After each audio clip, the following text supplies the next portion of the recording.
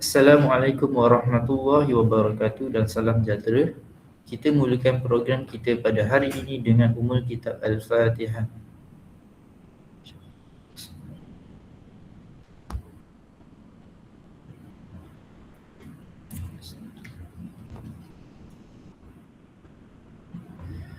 Terlebih dahulu, unit latihan Hospital Al-Sultan Abdullah UiTM ingin mengucapkan selamat datang kepada penceramah kita pada hari ini, iaitu Encik Muhammad Aidil Azmi, Pegawai Eksekutif Bahagian Governance dan Integriti Hospital Al-Sultan Abdullah UiTM.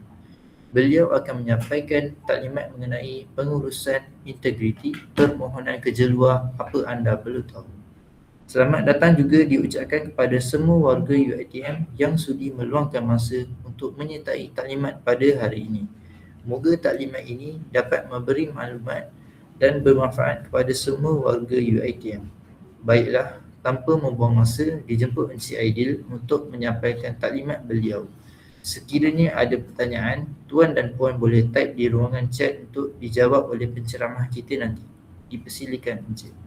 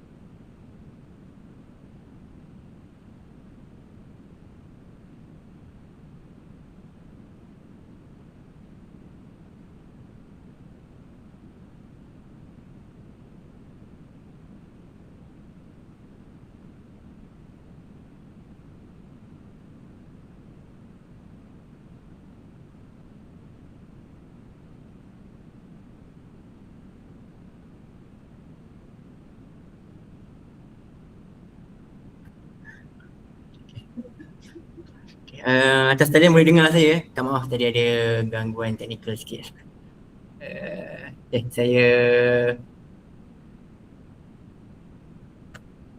Saya mulakan balik. Assalamualaikum dan selamat pagi. Saya ucapkan kepada semua rakan-rakan yang berada di atas talian. Terlebih dahulu saya ingin mengucapkan, saya rasa tak terlambat untuk saya mengucapkan selamat hari raya Maafizah Batin kepada rakan-rakan yang mengenali saya dan juga semua staf Hospital Sultan Abdullah. Sekiranya sepanjang anda melakukan berjumpa dengan saya ataupun berinteraksi dengan saya ada terkasar bahasa, tersilap kata, saya mohon maaf sekiranya ada. Alright, baiklah. Perkongsian saya lebih gemar untuk menyebut perkongsian ilmu, bukannya ceramah, sebab yalah, saya pun tidaklah sempurna kan. So saya lebih gemar untuk menyatakan ataupun menyebut perkongsian ilmu, sedikit ilmu yang saya tahu berkenaan dengan pengurusan integriti permohonan pekerjaan luar, apa yang anda perlu tahu. Terlebih dahulu, nama diberi Muhammad Aidil bin Azmi, Pegawai Eksekutif di Bahagian Governance and Integrity Hospital Al-Sultan Abdullah. Okey, mungkin ramai tak tahu, bermula pada Januari, pada Februari 2026, berlaku penstrukturan semula di Jabatan Pentadbiran dan Sumber Manusia, di mana bahagian pentadbiran dan bahagian governance dan integriti telah digabungkan menjadi satu bahagian yang diketuai oleh Puan Nur Aida Muhammad Yusof, di mana pendaftar di bahagian governance dan integriti dan di bawah beliau akan ada 2 unit besar, iaitu unit governance and integrity bawah saya sendiri, dan juga sebelum ni unit pentadbiran bawah Encik Ibrahim lah. So staff di bahagian governance integrity adalah seperti yang anda boleh lihat. So mungkin ada yang baru tahu ataupun ada yang dah tahu. So inilah sedikit struktur organisasi terkini bahagian governance dan integrity. Alright. Okay, untuk hari ni perkongsian saya topik ilmu yang kita akan bincangkan ada 4 topik utama, iaitu yang pertama arahan ataupun punca kuasa, yang kedua adalah tata cara permohonan, ketiga adalah kelulusan permohonan, dan yang keempat adalah kesan tidak membuat permohonan. Okay, untuk yang pertama tu arahan dan punca kuasa adalah dokumen rujukan ataupun garis panduan yang kita pegang untuk lakukan pekerjaan luar. Tata cara permohonan itu adalah berkenaan dengan tata cara dan dokumen yang diperlukan sebagai rujukan dan lampiran kepada kami moderator dan juga panel sumber manusia dan juga pengarah untuk disemak sebelum diluluskan dan diprosid untuk kelulusan meluluskan pekerjaan luar. Kemudiannya kelulusan permohonan adalah tindakan yang akan diambil oleh yang pertama panel pembangunan sumber manusia untuk membincangkan permohonan pekerjaan luar anda, dan yang kedua adalah tindakan pengarah sendiri sebagai ketua PTJ untuk melulus atau tidak meluluskan permohonan pekerjaan luar anda, dan yang keempat adalah kesan sekiranya anda melakukan pekerjaan luar tapi anda tak mohon pun ataupun anda tak declare pun melakukan pekerjaan luar. So kita tengok apa kesannya nanti. Alright. Okay, yang pertama arahan ataupun punca kuasa. Okay, saya rasa semua sedia maklum UiTM terikat dengan ataupun menggunakan garis panduan untuk tata tertib. Kita menuliskan akta kita merujuk pada akta badan-badan berkanun, tata tertib dan Secharge 2000 Akta 605, di mana Akta 605 ini memperuntukkan bahawasanya seseorang staf badan-badan berkanun tidak boleh melakukan pekerjaan luar melainkan terlebih dahulu mendapat kebenaran bertulis daripada ketua jabatan. Okey, untuk di Hasa ketua jabatan kita bukan ketua jabatan di jabatan anda sedang bertugas, tapi ketua jabatan kita adalah pengarah sebagai ketua pusat tanggungjawab kita. Alright. Dan juga untuk makluman permohonan pekerjaan luar kita disebabkan kita berada di bawah teritori kampus Cawangan Selangor, permohonan anda juga akan dimajukan kepada rektor Selangor lah. Itu anda perlu maklum. Alright, kedua adalah garis panduan yang kedua kita gunakan adalah Perkeliling Pendaftar bilangan 2 tahun 2013, garis panduan melakukan pekerjaan luar, yang mana garis panduan ni kita adopt daripada Akta 605 lah. Kita rujuk pada Akta 605 dan juga telah diperakui dan dipersetujui untuk pelaksanaannya di peringkat UiTM oleh lembaga pengarah UiTM pada tahun 2012. Okay, itu sedikit berkenaan dengan punca kuasa. Right, yang kedua. Baiklah, yang kedua tata cara permohonan untuk melaksanakan melakukan pekerjaan luar. Yang pertama, pemohon perlulah memohon pekerjaan luar sebelum pekerjaan luar dilakukan. Okey, yang kedua, anda perlu kemukakan surat permohonan melalui ketua jabatan. Okey, yang mana surat permohonan ini kami tidaklah ada spesifik format. Anda boleh bebas untuk rangka anda punya surat permohonan, dan juga perlu dilampirkan sekiranya ada surat tawaran untuk melakukan pekerjaan luar ataupun sebarang pembuktian yang berkaitan dengan pekerjaan luar yang anda ingin mohon. Yang ketiga adalah surat permohonan yang telah disokong perlu dimuatnai ke dalam sistem HR2U. Okey. Seterusnya, okey. berikut adalah 4 langkah untuk mengisi borang permohonan pekerjaan luar dalam sistem HR2U. Step yang pertama, anda boleh klik pada modul integrity. Yang ni saya baca sebentar lalu sebab nanti kita akan tengok kat mana anda perlu klik tu nanti. Okey, yang pertama anda perlu klik modul integrity. Kat situ ada borang permohonan pekerjaan luar. Anda boleh klik permohonan pekerjaan luar dan seterusnya klik pada borang permohonan untuk melakukan pekerjaan luar. Kemudian step yang kedua, klik maklumat staf. Akan tertera maklumat peribadi anda. So anda perlu semak maklumat peribadi anda. Sekiranya ada kesilapan pada maklumat peribadi anda boleh maklumkan kepada kami sebagai moderator di HASA. Nanti pada ujung pada akhir sesi kita nanti saya akan kongsikan nombor-nombor extension pegawai-pegawai yang anda boleh hubungi untuk sekiranya ada sebarang pembetulan pada maklumat peribadi anda. Kemudiannya step yang ketiga, anda boleh klik pada butang maklumat permohonan pekerjaan luar. Anda klik pada butang tambah, sekali lagi saya akan tunjuk kat mana. Lepas tu anda boleh lengkapkan ke semua maklumat yang diminta serta macam saya kata tadi, lampiran surat sokongan daripada ketua jabatan, dan yang kedua adalah surat tawaran ataupun sebarang pembuktian anda melakukan pekerjaan luar tadi. Okey, seterusnya yang terakhir, anda boleh klik pada butang kelulusan, klik pada semua checkbox. Checkbox tu ada perakuan yang anda perlu baca, anda perlu faham. Setiap kali taklimat staf baru saya nyatakan perkara ni, checkbox yang anda baca itu bukan semata-mata anda baca, tapi anda kena faham, anda kena teliti sebab sebarang tindakan anda yang bertentangan dengan declaration anda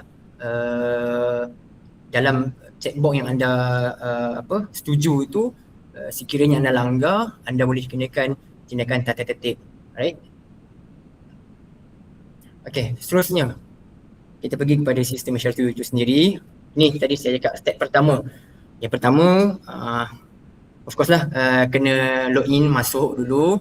Kemudian anda perlu pergi kepada modul integrity, pergi kepada permohonan pekerjaan luar yang dekat tangan tu kan. Lepas tu borang permohonan untuk melakukan pekerjaan luar. Lepas tu nanti akan keluar yang step yang kedua ni yang saya cakap tadi, anda perlu lihat maklumat peribadi anda. So sekiranya ada perubahan ataupun ada kesilapan, anda boleh maklumkan kepada kami selaku moderator. Kat sini ada juga markah LMPT. So markah LMPT pun main peranan juga ya. Kalau contoh markah LMPT anda rendah, anda mohon pekerjaan luar, itu akan menjadi pertimbangan panel pembangunan sumber manusia juga untuk sama ada meluluskan atau tidak meluluskan permohonan pekerjaan luar anda. Okey, step yang ketiga tadi pergi kepada butang maklumat pekerjaan luar. So maklumat permohonan pekerjaan luar tu anda boleh pilih secara drop down. Ada banyak ya, ada banyak jenis-jenis pekerjaan luar. InsyaAllah takkan ada yang tertinggal, tapi kalau sekiranya ada, contoh macam baru ni saya dan Puan Aida kami ada bengkel di ini integrity, bahagian integrity Shah Alam. Kita dapat membalas daripada kita dekat HASA ada influencer ya, saya difahamkan. Kita dimaklumkan oleh sahabat-sahabat influencer kita.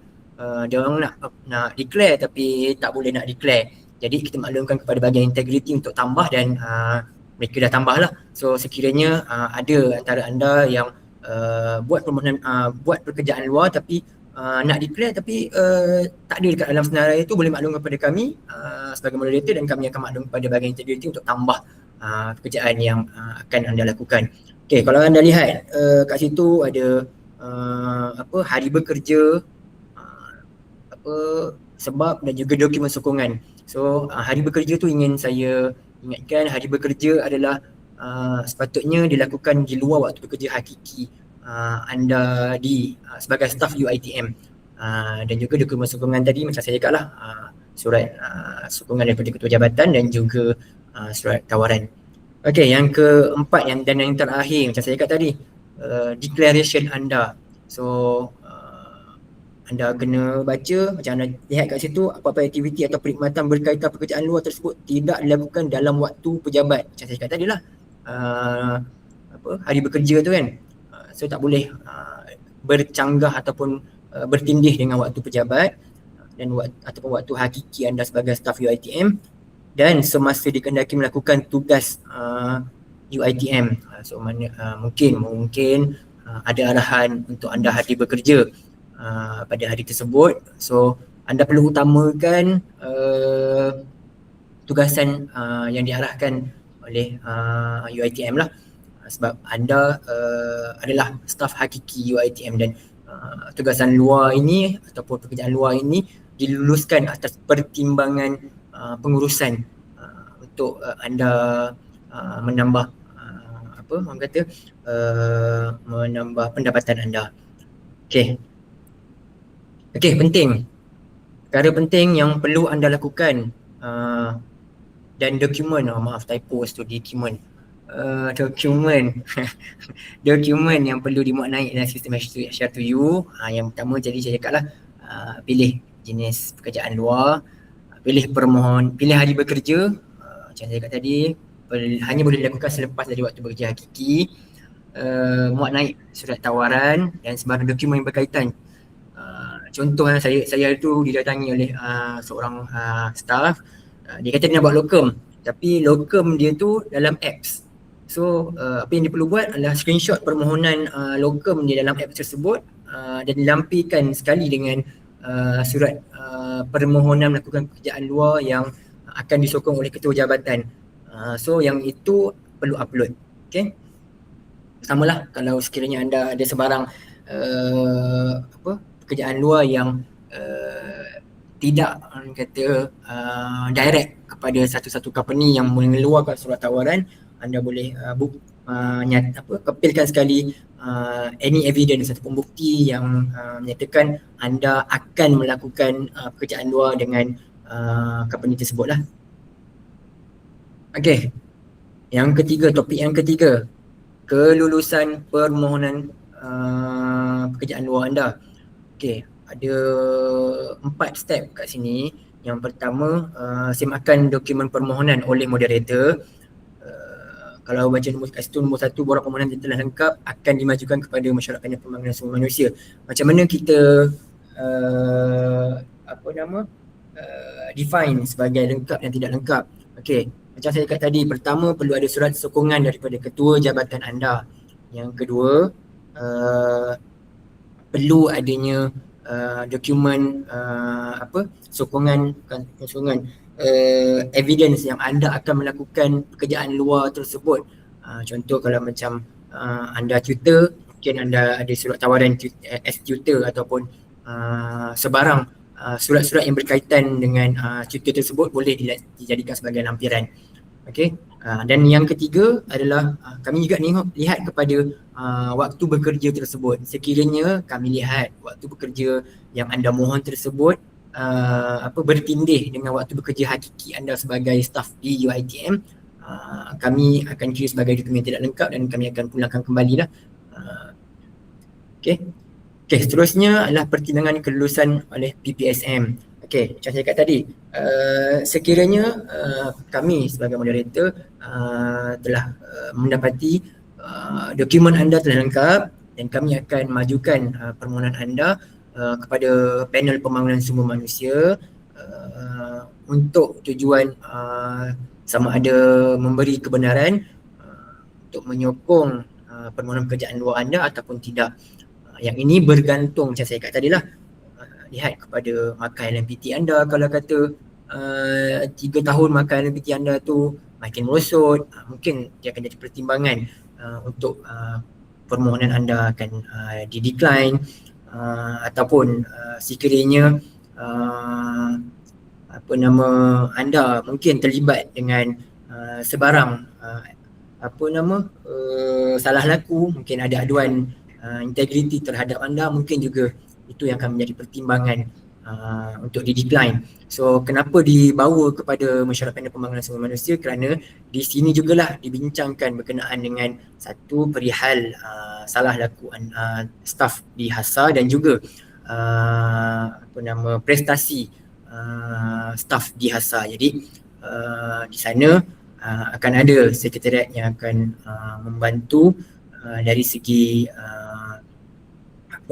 memberi nasihat kepada pengurusan HASA sama ada untuk menyokong atau tidak menyokong, dan juga beban untuk kata satu tanggungjawab untuk sekiranya berlaku isu berbangkit berkenaan dengan kelulusan yang telah diberikan, tidaklah dijatuhkan terhadap pengarah seorang. Jadinya mungkin antara pemohon-pemohon tu orang-orang yang rapat dengan pengarah. Jadi mungkin kalau ada isu berbangkit, mungkin akan ada isu yang mengatakan orang tu rapat dengan pengarah sebab tu dia lulus, orang ni tak rapat dengan pengarah tak lulus. Jadi kenapa dibawa dalam Mesyuarat Panel Pembangunan Sumber Manusia adalah untuk pertimbangan yang wajar dan tidak ada menjebelahi kepada mana-mana pihak. Okey, ketiganya adalah tindakan Ketua Pusat Tanggungjawab, yang mana macam saya kata tadi lah, di HASA pusat tanggungjawab kita, ketuanya adalah pengarah. Jadi permohonan tersebut dalam sistem SHL2U dia akan terus pop out tindakan oleh pengarah. So pengarah akan mengambil tindakan berdasarkan keputusan yang telah dibuat oleh Panel Pembangunan Sumber Manusia. Okey, yang keempat adalah tindakan oleh rektor. Okey, macam saya kata tadi lah, HASA di bawah teritori, bawah kawasan jajahan takluk UiTM Cawangan Selangor. Jadinya dalam arahan daripada bahagian integriti sendiri, kelulusan staf HASA untuk melakukan pekerjaan luar perlu dimaklumkan kepada rektor. So kebiasaannya rektor hanya akan luluskanlah berdasarkan maklumat yang telah diberikan oleh pengarah. Okey. So kalau ada pertanyaan kenapa permohonan kami ambil masa sampai sebulan, so ini prosesnya. Mungkin yang pertama borang permohonan anda tidak lengkap, so kami kembalikan. Dan kedua, kena tunggu untuk dimasukkan kepada PPSM, yang mana PPSM dijadualkan sebulan sekali. Untuk makluman semua, saya rasa pada awal tahun hari itu, pada hujung tahun kot, kita ada keluarkan takwim syarat utama hospital. So anda boleh rujuk juga, mungkin anda nak plan bila anda nak apply permohonan pekerjaan luar ni supaya dapat kelulusan tu awal ataupun cepat. So anda boleh lihat waktu bila PPSM bersidang, tarikh-tarikh PPSM bersidang, boleh anda plan permohonan anda. Baiklah. Seterusnya yang keempat dan topik yang terakhir. Kesan sekiranya tidak membuat permohonan pekerjaan luar. Okey, berdasarkan Badan-Badan Berkanun Tata Tertib dan Secharge tahun 2000 Akta 605 memperuntukkan sekiranya staf yang melakukan pekerjaan luar tapi tidak declare, sekiranya ketua jabatan menerima aduan tersebut boleh dimajukan ke bahagian integriti untuk disampaikan ataupun dipanjangkan kepada Jawatankuasa Tata Tertib Staf UiTM untuk diambil tindakan tata tertib. Okey, apa kesan ataupun implikasi hukuman tata tertib ni? Okey, sekiranya staf yang dikenakan hukuman tata tertib seperti yang berikut, hukuman tersebut akan direkodkan dalam kenyataan perkhidmatan. Contoh, sekiranya anda kena tata tertib, anda punya rekod tu dah ada dalam buku kenyataan perkhidmatan. Andai kata kat sini ramai staff nurse, pegawai perubatan, kat sini ada lebih, saya difahamkan ada 23 jawatan di HASA. So mungkin anda resign awal ataupun pencen awal dan anda pergi ke organisasi lain. So rekod tata tertib ni ada dalam kenyataan perkhidmatan. Jadi sekiranya mana-mana organisasi tersebut membuat semakan dan rujukan kepada pihak kami, buku rekod ni akan dipanjangkan kepada mereka lah, dan juga mana-mana badan berkanun yang berkaitan sangat penting sebabnya mereka akan tengok rekod penyertaan perkhidmatan daripada kita. Sering saya didatangi staff untuk isikan borang sama ada mereka pernah atau tidak dikenakan tindakan tata tertib. So terutamanya untuk pemohon-pemohon SSPA. So mohon jasa baik ataupun perhatian anda untuk seboleh tidak elakkan daripada anda dikenakan tindakan tata tertib. Okey, yang kedua, sekatan tempoh permohonan kenaikan pangkat atau hilang kekanan. Contoh apa yang berlaku, anda dalam tempoh provision, maksudnya anda dalam tempoh untuk disahkan dalam perkhidmatan, anda baru 2 tahun berkhidmat. So anda dah nak disahkan dalam nak sahkan jawatan, tapi tiba-tiba tersangkut anda ada tindakan tata tertib ataupun ada rekod tindakan tata tertib. So dia akan ditangguhkan bergantung kepada keputusan tindakan tata tertib yang dikenakan tersebut. So dia akan nyatakanlah mungkin anda kena 12 bulan, maksudnya setahun, mungkin anda yang kena 2 tahun. Yang tu bergantung kepada keputusan tindakan tata tertib yang dikenakan atau hukum yang dikenakan. Okey, hilang kekananan pula, maksudnya anda tidak layak. Contoh kami 13 tahun untuk macam kami skim N ni 13 tahun untuk naik pangkat kanan. Tapi sekiranya anda dikenakan tata tertib, so tempoh tu akan lebih panjang. Maksudnya tempoh yang anda kena curfew tu akan dikira sebagai anda tidak layak untuk mohon kanan. So maksudnya kalau kena curfew setahun, daripada 13 tahun akan jadi 14 tahun. Macam itu. Okey, sekatan tempoh lantikan pentadbir akademik ini untuk pensyarah lah. Sekiranya nak mohon menjadi ketua jabatan dihasar dan sebagainya, mungkin akan dikenakan sekatan tempoh pengesahan perkhidmatan. Saya cakap tadi lah, nak sah dalam perkhidmatan tak boleh nak sah. Lepas tu sekatan bantuan khas kewangan, yang ni bergantung kepada arahan yang akan dikeluarkan dari masa ke masa lah, sekiranya terlibat. Sekatan permohonan beasiswa macam baru ni, semalam kot saya nampak ada permohonan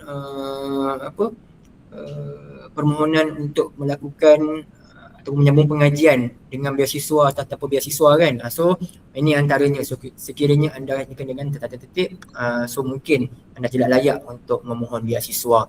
Dan juga kerugian keuangan. Okey, kerugian keuangan ni mungkin anda akan dikenakan tindakan tata tertib. Hukumannya tolak emolumen 2 hari, 3 hari. Walaupun jumlahnya tidak banyak, tapi anda rugilah. So itulah dia antara implikasi sekiranya anda dikenakan tindakan tata tertib. Yalah, perkara penting, antara perkara-perkara yang boleh mengakibatkan anda dikenakan tindakan tata tertib. Yang pertama, staf yang tidak membuat permohonan untuk melakukan pekerjaan luar. Memang langsung dia tak apply pekerjaan luar, dia buat macam biasa je. So sekiranya aduan diterima oleh pengarah dan pembuktian yang cukup, akan dimajukan kepada bahagian integriti untuk dipanjangkan kepada jawatankuasa tata tertib kaki tangan UiTM untuk tindakan tata tertib. Dan juga contoh anda dah buat dah pekerjaan luar tu, tapi hari ni baru saya explain kan, apa yang perlu anda buat, apply supaya tak adalah lepas ni kita tak tahu siapa yang mungkin tidak gemar dengan tindak tanduk kita. Jadi mungkin apabila dia tahu, orang tu buat aduan. Jadi lebih baik kita mengelakkan daripada sebarang perkara-perkara yang tidak diingini.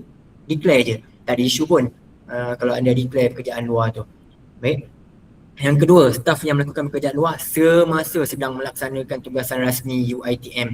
Okey, yang ini ada dua perkara yang berbeza. Mungkin ada yang mengatakan, oh macam mana pula kalau kita buat lokum dekat HASA sendiri. Okey, kita kembali kepada yang pertama tadi, daripada punca kuasa tadi, menyatakan bahawasanya tindakan untuk melakukan pekerjaan luar tu tidak bercanggah dengan kepentingan UiTM. Jadinya bila kita buat lokum di HASA, kenapa HASA tawarkan lokum adalah disebabkan keperluan perkhidmatan.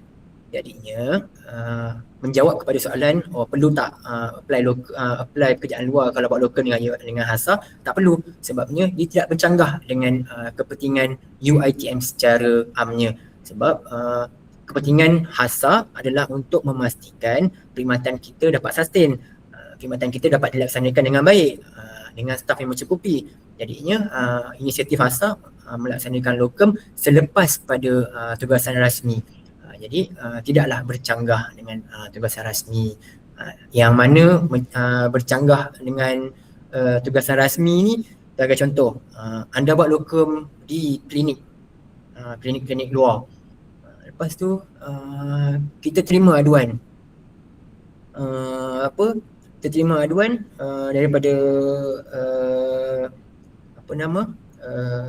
staf yang ada kita punya pegawai yang melakukan lokum di klinik luar. Lepas tu pula klinik tu pula buat claim yang tidak berpatutan dengan perkhidmatan yang diberikan. So bila kita semak, ada pula staf kita pula yang melakukan pekerjaan luar dekat klinik tersebut. So dari situ dah dua kesalahan. Satu, tidak buat pengisytiharan buat kerja luar. Yang kedua, ada pula perkara-perkara yang bercanggah dengan kepentingan UiTM. Sebab tindakan anda melakukan lokum tersebut, claim tu pula claim yang tidak munasabah. So mungkin anda akan dikenakan 2 charge dalam satu masa. Okey. Ketiga, menggunakan peralatan, kemudahan, harta benda UiTM untuk tujuan melakukan aktiviti pekerjaan luar. Contoh, staff nurse buat home nursing, syringe awak pergi ambil dekat store kita, bawa syringe tu pergi untuk anda pergi home nursing tersebut, tak boleh So sekiranya ditangkap, anda juga boleh dikenakan detektif. Mungkin farmasi pula ubat kan, ambil pula ubat untuk kegunaan dia jual kat luar ke, so tak boleh lah. Okey, seterusnya 4, melakukan salah guna kedudukan sebagai staf UiTM atau sebarang tindakan yang bercanggah. Ni saya cakap tadi yang berkaitan dengan lokum tadi tu. Dia kerja dekat luar, lepas tu tiba-tiba dia claim pula atas UiTM untuk dia punya kerja tu, tak boleh lah kan. So itulah yang dimaksudkan dengan bercanggah dengan kepentingan UiTM. Kelima, tidak membuat pengisytiharan harta dan liability berkait dengan pekerjaan luar. Yang ni penting. Bila anda isytihar harta, bila anda buat pekerjaan luar dekat keterangan tu, anda boleh isytihar yang anda buat pekerjaan luar. Okey. Okey. Penting juga bila anda perlu buat permohonan pekerjaan luar. Okey, ada tiga situasi. Yang pertama, kali pertama, which mean macam saya kata tadi lah, baru pertama kali nak mohon pekerjaan luar kan, ataupun saya baru extend hari ni, so anda macam aku nak buat permohonan lah, takut nanti kan ada aduan ke apa. So itu kali pertama. Kali pertama sekiranya anda ingin melaksanakan pekerjaan luar, so anda boleh buat permohonan. Yang kedua, situasi yang kedua adalah anda dah buat pekerjaan luar ni, dah mohon dah pun, dah diluluskan dah pun, lepas tu dah sampai tempoh 2 tahun permohonan anda tu. So anda perlu untuk membuat permohonan semula sebagai pemakluman kepada ketua jabatan dan juga kepada pengurusan dan juga kami moderator, sebab kami tak tahu sama ada anda masih aktif lagi atau tidak melakukan pekerjaan luar tersebut sekiranya anda tak awarekan kami. So permohonan pekerjaan luar semula selepas 2 tahun ni telah dipersetujui dalam mesyuarat Jawatankuasa Pengurusan Hospital. Staf-staf HASA yang buat yang melakukan pekerjaan luar perlu declare setiap 2 tahun sekali. Dan yang ketiga, sekiranya anda membuat pertukaran pekerjaan luar, contoh sebelum ni anda buat tutor dengan company A dengan contoh, okey, selepas tahun ataupun selepas 2 tahun anda buat tutor pula dengan company B. So benda tu anda perlu declare semula. Okey, itu antara perkara-perkara ataupun situasi-situasi mana anda perlu untuk buat permohonan pekerjaan luar.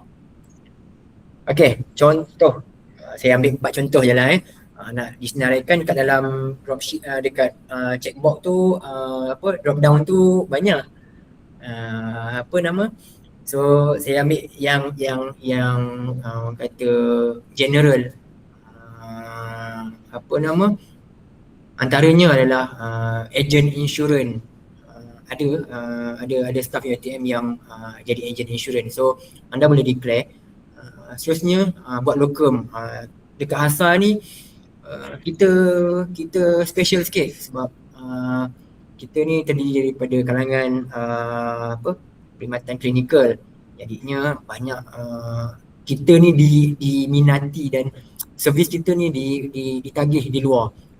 Jadi saya faham anda nak buat locum untuk tambah pendapatan dan sebagainya, tak ada masalah, tapi kena declare. Okay. Seterusnya pempengaruh media sosial.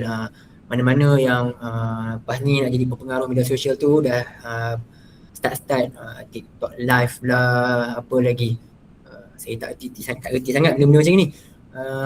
So yang mana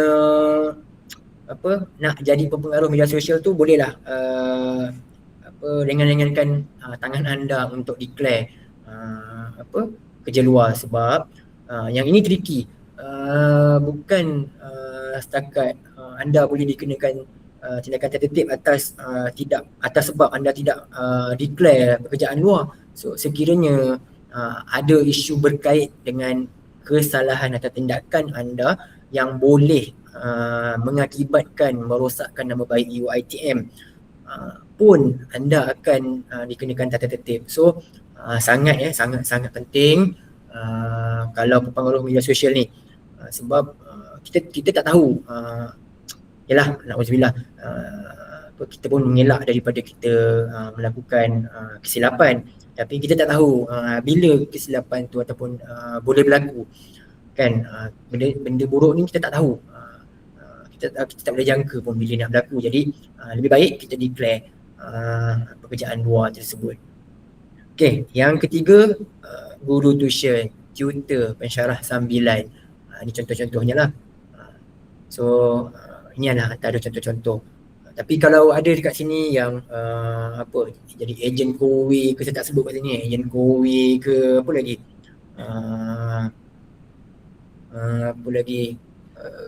meniaga atas talian, pun anda boleh declare.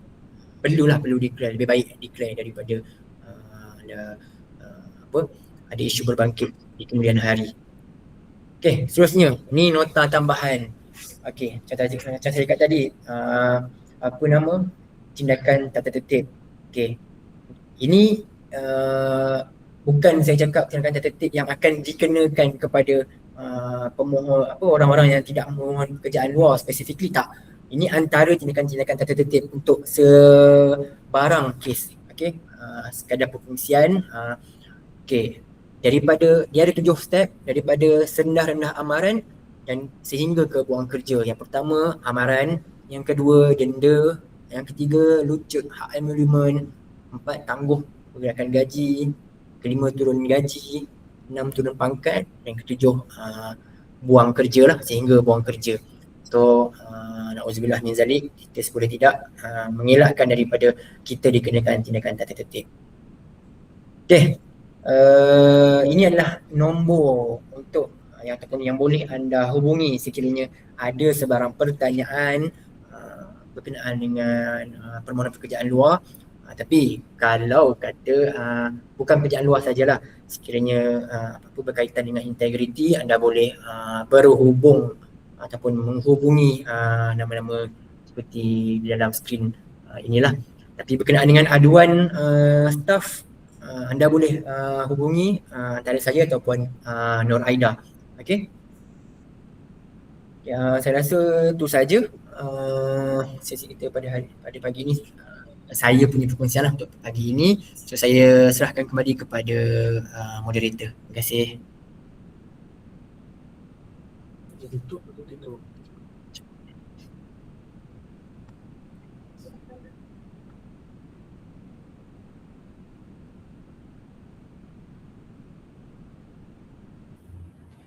Baiklah, seterusnya kita buka untuk sesi soal jawab. Sekiranya ada pertanyaan, boleh type di ruangan chat untuk dijawab oleh penceramah kita.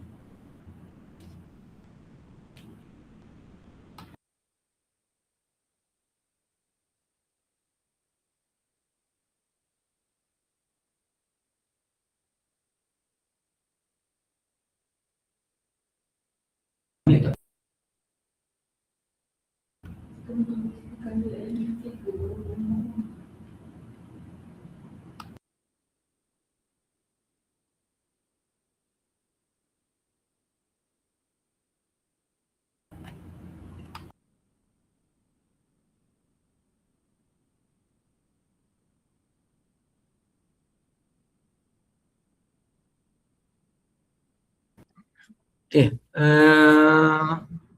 Puan Nur Hamizah Muhammad Razi, soalan kena tunggu 3 kali ke NLPT baru boleh mohon pekerjaan luar? Tak perlu tunggu sampai 3 kali pun. Cuma saya cakap tadi lah, markah LMPT tu sebagai rujukan kepada PPSM.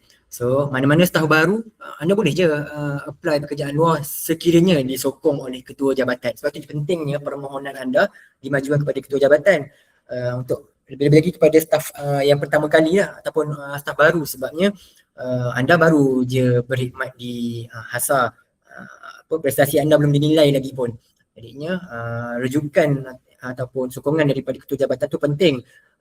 Sekiranya PPSM nak pertimbangkan tu, dia akan lihat kepada maklum balas yang diberikan oleh ketua jabatan lah. So jawab pada soalan Puan Hamizah tu, tak perlu pun tunggu 3 kali NLPT. Menjawab ya. Okay je, Puan Nurul Syahidah. Assalamualaikum Cik Aidil. Ya Puan. Selamat. Saya nak bertanya, tapi bukan saya lah, saya nak bertanya. Sekiranya seorang staf tu dia melakukan pekerjaan luar lebih daripada satu tempat lah. Maksudnya hospital A satu, hospital B satu, hospital C satu. Macam tu dia buat locum kan. Maksudnya dia kena declare untuk tiga-tiga sekali ke ataupun satu sahaja dah cukup? Okey. Dalam surat sokongan tu, dia kena nyatakan company mana. Jadinya boleh pemohon tu declare dalam satu borang, tapi kena lampirkan tiga-tiga tempat tu, dia punya rujukan macam tadi cakap tadi lah, surat tawaran daripada 3 hospital tu kena lampirkan sekali lah untuk makluman kepada pengurusan. Cuma dia kembali kepada prestasi staf. Adakah dia bertugas dekat tempat yang berlainan sampai 3 tu, dia tidak mengganggu pada prestasi semasa sebagai staf HASA. Sekiranya tiada apa-apa perkara bangkit dan ketua jabatan rasa okey, tak ada masalah dan staf okey, mungkin nak bagi kelulusan dahulu. Sekiranya ada perkara berbangkit, akan dimaklumkan semula kepada pengurusan untuk tidak luluskan dah permohonan penama. Bolehlah buat begitu. Menjawab pada soalan tu, tak perlu 3 borang yang berbeza, satu borang sahaja, lampirkan 3 pembuktian tu dalam satu borang yang sama sebagai rujukan. Dan juga kena pastikan hari-hari bertugas tu tidaklah bercanggah dengan hari bertugas sebagai staf hakiki di UiTM. Jawab tak Puan? Okey, terima kasih Cik Aidil. Sama. Terima kasih.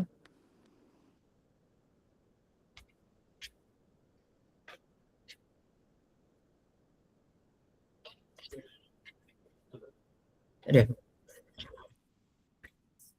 Okay, saya rasa tak ada soalan lain. Kalau tak ada soalan lain, saya kembalikan kepada moderator. Terima kasih.